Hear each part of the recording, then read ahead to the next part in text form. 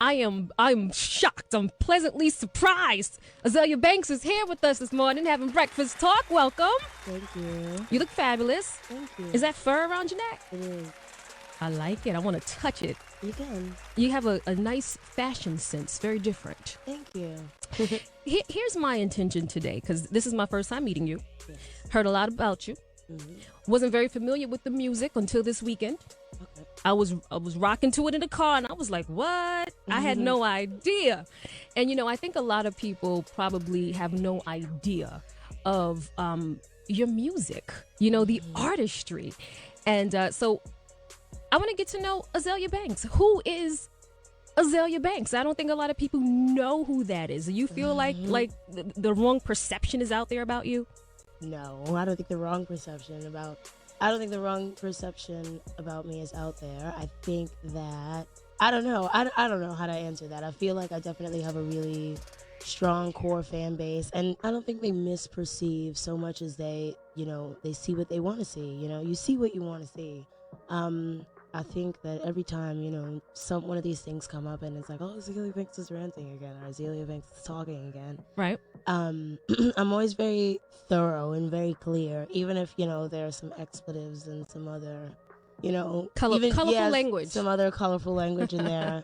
I think I'm very thorough, and I think I'm very clear about who I am and what I think. And I think with that said, I put a lot out there, so I feel like I give everybody a chance to at least take something from what I'm saying, whether it's, to dislike me or to really like me or to be confused by me or, right. To relate to me or whatever it is. Right. People say, hey, all publicity is good publicity, whether it's good, bad. People might hate you. People might call you the angry black woman, bitter, mean, or what, whatever. But I don't think the majority of people know you as the artist. Like, they really get into your music. You have a core fan base, and I know your album is popular overseas, but here you're from Harlem. You live in It's a state. actually more popular here. I actually sold more in the U.S. than I did in the U.K. this time. Really? This time around? Yeah, this time around. Usually it's more like, well, the only other thing I've released was 1991 EP and then a couple of singles. And then I had the Fantasy mixtape, which was, I don't know how they found out, but they went into WeTransfer or wherever I had it up and found out what the stats were. And there were actually more downloads over in the UK on that one, but this one, yeah. And you know what? I could be mistaken. Don't get me to talking. I don't know. Well, we know what happens when you get to talking. We have plenty of more to talk about. Let's drop a joint right here. Broke with expensive taste. I think many of us can relate to that. How do they say it? Champagne taste with a beer budget. With a beer budget, exactly. Azalea Banks is here having breakfast talk. I run out of a main ear candy. Hip Hop Nation, Ear Candy Mornings. I'm Renata Romaine having breakfast talk with Azalea Banks. Hello. Check in 877-60 Hip Hop if you want to talk to her. So now, this weekend I was sitting with the album Broke with Expensive Taste. Has it been released again? What's your label situation? My label situation is that my manager has a distribution deal with Caroline, which is I guess is it a subsidiary of Capitol? So the album was re-released? Is that what happened? No, it was only released once. Oh, okay. But we're gonna do a re-release with the physical and then a deluxe. Yeah, I've been working on this a long time. I'm gonna hit this. You have. How long has it been? Shit. How many years? 3 years. Damn. But I really only worked on it for a year and a half. Right. And then it got shelved for a year. Yeah. And it was just when the fuck is my shit gonna come out? Yeah, but it did, and I must say it is an incredible body of work. Thank you. It is. It has it has a international feel and sound, and it's dancey, and you hear the Latin flair and the Caribbean vibe and the European vibe, and the instrumentation, and you actually can spit as well. When records like heavy metal and reflective, you can hear that, wow, this girl, she's the real deal. Do people fear you? I don't know. Do you think people are afraid of your talent? I don't know. I kind of just get the feeling that everyone's just watching from afar. And they're just that happens. And I guess even when artists like me, they don't tell me. They wouldn't do that though. Yeah, they don't want to gas me up anymore. They're just like, right. I'm so gassed. Of course. I'm really not, actually. Yeah. I was listening with a friend who is a little older, And he was like, damn, I hear Jungle Brothers, like he started naming like all these, older, hip hop albums and artists. And you're pretty young. You're not even 25. Yeah, and I'm 23. Yeah. So you have, I'm sure, a lot of influences. What are some of those influences on the album? Like what influences the Azealia Banks sound? My mother influences the Azealia Banks sound a lot, just because my mother has like really good taste in everything, and I get a lot of my taste in things from her. And yeah, just like really like weird, like heady music. She always listened to like really kind of like cerebral stuff, like Ella Fitzgerald, who's like, you're very cerebral. Yeah, I'm pretty like I live in my head. Like some people like live in their like stuff. Yeah. I'm trying to like bring it down from my head into like my like but it's lower impressive body. though. It's impressive, Yeah, because but a typical 23-year-old doesn't know half the stuff that you know. Your intellect, it definitely belies your years. And, now the delivery is a whole different story. How you choose to deliver those messages, is a different conversation. Yeah. But the intellect is definitely there. I've been all over the place, just like in a span of, especially like the first 17 years of my life, just going to all these different schools and being with all these, like my mother was always like just switching my school. Most kids, they just like, they go to the local elementary, then they go to the local junior high, and they go to the local high school. Like my mother was always like putting me in did you different... have a rough upbringing, like an abusive background? Yeah, definitely. But now, when you say your mother, are you talking about the mom that abused you? Yeah. Okay. So you guys have a good relationship now? Yeah, we're good now. Okay. We're good now. And I feel like a lot of just that just came from my mother being scared. You're a single black mom, you've got 3 daughters. It's scary. Right. Especially nowadays when you see, whatever, we don't have to go into that, but when you see just like these young black kids being gunned down simply for being black outside, that scares you. Right. It scares you. And my mother did a really good job of scaring me away from like any of that like craziness, Yeah. I feel like even when I was in high school, like even when I started like smoking weed or whatever, I was doing it like in a smart way, it wasn't like, I don't know. There were like certain places that I just knew you didn't go. Yeah. Especially growing up in Harlem, like at the end of the crack epidemic, you got like kids that are your friends that are crack babies. You were born right in the midst of it, though. 1991 or something? 1991. No, I was born kind of like more at the end. Like the crack epidemic, that was like the 80s. Honey, I got about 10 years on you. So in 91, it was still, we were seeing a lot of the effects. Yeah, but I think that definitely through through to 1993, 94, like things kind of started to cool down a little bit, at least in my neighborhood. Yeah. Yeah. What do you want people to take from your music? I don't know. I want them to escape, because I feel like I'm a pretty, not that I'm an escapist, but with my music, I like to escape myself. Just like I was saying, like I live in my head so much. I want to bring it down like into my like gut, so I feel like more grounded. Like sometimes I feel like I'm like floating away. Right. No, absolutely. It's Azealia Banks, Hip Hop Nation. Near Candy Mornings, I'm Renata Romaine, having breakfast talk with Azealia Banks. Do you think that hip hop embraces your music? I don't know. Do you care? Not really. Are you sure about that?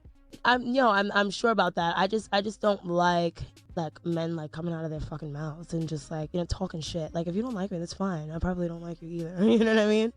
I feel like a lot of the beefs or quarrels that I've had, of course some of them I've started because I'm a troublemaker and I like doing that. But you like it. I love it. Yeah. Especially, but I think the ones, especially with like Jim Jones and like T.I., it's like, or like fucking Action Bronson. Like when was I even talking to you? Like, I feel like it's definitely a thing. Like people know that I'm a live wire and they just like want to see what I'll say. Yeah. So they're like, Are you an angry black woman? I think you have a lot to be angry about. There are some things I'm angry about. Yeah. As a black woman. I think black people, and I'm not speaking for everyone, I'm speaking for myself. As a black person, I think that there are lots of things about society and about the world and about culture that anger me, Right. Anger me because I feel like they're just like very unfair representations of whatever, like with the whole like cultural smudging and all kind of shit like that. Yeah, just that. I think that as a black person, there are things like that, double standards. In yeah, the there are world, totally double standards and stuff like that for women and men. And Yeah, I know but- you had a big thing with homophobia. Are you homophobic? People have labeled you as that, and what else? The list goes on. I think that in this world, there's obviously like some sort of just like, obviously like some sort of white supremacy or just like straight white male privilege that just asserts itself over everything and makes everyone fucking feel uncomfortable, and everyone's got their ways of just like coping with that or whatever. For me, when I use the language when I'm like saying cunt or bitch or faggot or whatever, I feel like it's more free for me, not to be like, oh, because I'm part of like the most oppressed group or anything like that, but just because I feel like when you grow up like with this very like dim, like, or when you grow up thinking that the possibilities for any sort of success for you are like so dim, things like that don't really matter. You've got bigger problems. Like I've much bigger problems than like being called a nigger. You know what I mean? Like there are like black kids getting shot just for being black outside. Like I have to protect my life and protect my, my nephew and like explain things to him. Like just the other day we were in the car and he's just like, why do the cops shoot brown people? And you're just like, oh, fuck. Like, Right. what do you say to that? Right. And it angers you and it frustrates you because you feel embarrassed, like you feel like embarrassed when you're like talking to your nephews or talking to whoever. You just feel like helpless and just fucking like powerless. Right. And I think that a lot of my anger comes from a place of that, you know what I mean? Just like just like No, I get just it. the Absolutely. dehumanization and everything, and even when you're a black woman, like just the desexualization of you, you know what I mean? Like, so when you express your opinion, it's, oh, you're an angry black woman, but like when a white person says it, it's like, right on, she's a feminist, she's standing up for herself and blah blah blah. It's Azalea Banks, Hip Hop Nation. Azalea Banks. A lot of people call themselves feminists these days. Yeah. What's your definition of being a feminist? And do you consider yourself? I don't know.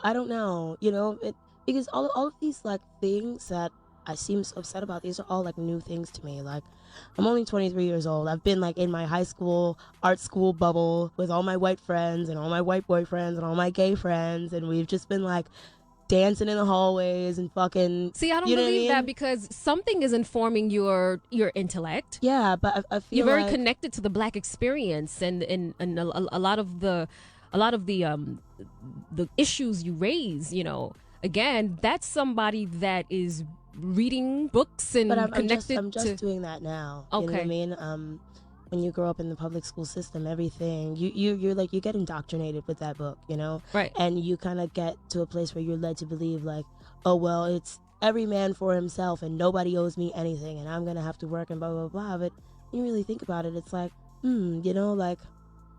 like this is the reason why my mother doesn't have any fucking money. You know what I mean? This is why my mother never had any money for me to go to college. And there's Right. like these fucking like people like these, just like, you know what I mean? You just start thinking like, why are these like, you know what I mean? Like, why do all these white people have money? Like, why can you go to college? Like, like, why is that like, you know what I mean? Like, and for me, it's like, shit, well, I'm gonna have to apply for a grant and I'm gonna have to work at Starbucks and I'm gonna have to fucking, I gotta be like so exceptional because like I'll be so lucky to get a scholarship to go to school. Like, fuck that.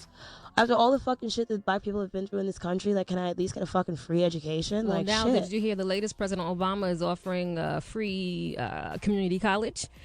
Fucking community college, like, come on, like, come on, Azalea. we gotta start somewhere, don't you think? No, you need to give me my fucking money. I need my fucking reparations so I can build more like black schools and so my kids can go to school for fucking free and so I can teach them on my terms.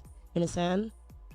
Do you really believe that we're going to get those types of reparations? I really think that if enough young kids know about it, like, I feel like we can mix it in with our ratchet shit, like we can mix it in with our love and hip hop, because I love love and hip. I love that shit. It's so funny. Will you do the show if they would ask? Absolutely not. That's career suicide. What? Wait. Absolutely fucking not. That's confusing. You wouldn't do love and hip hop? You think that's career suicide? Yeah. Wow. You don't need to see me. I'm too hot for TV. Well, we see you already on social media. Yeah, but you don't actually see me. You see tweets. Lord. You don't need to see me. Yeah. Has anyone approached you? A few times, yeah. Wow. Are you friends with people in the industry? You seem like you're very just independent. Like, Yeah, you I'm roll pretty- by yourself. You came with just, it's a very small crew. Yeah. Are people calling you for collaborations? What is that like? I've done some collaborations. Just recently, I worked with Dr. Luke, Okay. and we did some. I did a remix for that new Rock City song, which is really cool. I like it. I like them. And yeah, do then- people return your phone calls when Of you course, reach out? all the time? Okay. All the time. No, come on. Yeah. Like, come on. I'm pretty fun to hang out with. Like but I do spend a lot of time indoors. Because, Why? Because I'm working. Okay. So you're not It's- this pariah of the industry. No.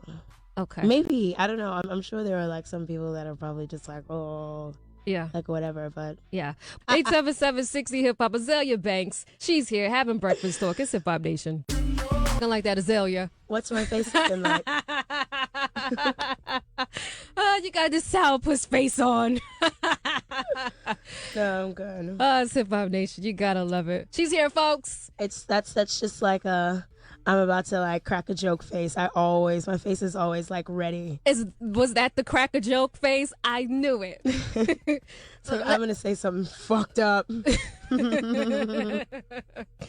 you watch the Grammys last night? I did watch the Grammys last night. What'd you think? I didn't really think much about it. I just kind of watched it. Yeah. I thought Juanes was really good. Yeah. I really like Juanes, and I thought he looked extra sexy too. Yeah. You know Juanes? No. Juanes is he's a Latin American singer. He didn't perform. He did performed. Maybe I And was it in the was shower really like at that tight time. and intimate. It was really cute. I liked it. I just wanted to see Rihanna's performance. She looked Killed so it, right? good. Killed it. The outfit with the diamonds and the shit, I was like, yo, that's a fly bitch. Yeah. Are you one of those artists that complain about like the whole politics of the Grammys and the process? I mean, I don't know. I don't really care. Someone was trying to sign me up to be like a voter. Really? Yeah, to like vote in the Grammys or whatever. You weren't interested? No, of course I'm interested, but I barely even check my email. I couldn't like someone would have to do it for me. Right. But yeah, I'd totally go Yeah. and vote. They don't have enough people voting. It's not diverse enough. Like some people think it's rigged.